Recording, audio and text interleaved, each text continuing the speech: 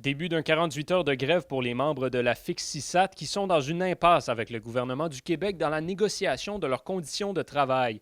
Le président du syndicat, Jean-Sébastien Blais, se dit déçu du déroulement des discussions sur le sujet jusqu'ici.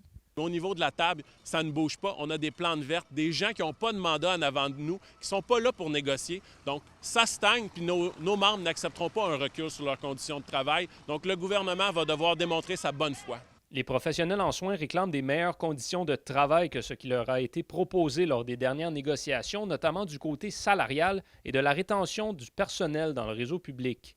Les infirmières de la FIC-CISAT sont catégoriques, elles se sentent abandonnées par leur employeur. On travaille déjà assez fort comme ça, de perdre nos primes qu'ils nous avaient données, puis de perdre nos conditions de travail qui s'en vont vers un déclin. Déjà que c'est déjà difficile comme travail, on a l'impression d'être mis de côté.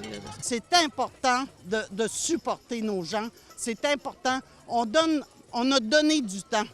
Moi, là, des 15 minutes et des demi-heures données à mon employeur, ça fait plus de 30 ans que j'en donne. La FIC-CISAT demande également au gouvernement de reconnaître le statut particulier de l'Abitibi-Témiscamingue et d'offrir des conditions de travail en concordance avec la réalité des travailleurs.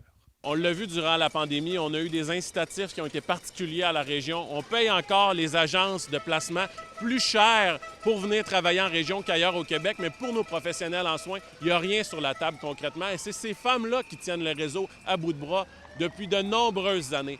La FIC-CISAT affirme ne pas vouloir faire la grève, mais continuera de voter en faveur des journées supplémentaires tant que les négociations n'avanceront pas. Si on a besoin d'en faire d'autres, on en fera d'autres, mais les gens sont déterminés. Ils n'accepteront pas un recul sur les conditions de travail. Donc, c'est sûr et certain qu'on maintient le cap. Puis on veut une entente de principe comme le gouvernement d'ici au mois de décembre, mais pour ça, il va falloir être deux pour danser. Yoann Carrière, RNC Nouvelles, Rouyn-Noranda.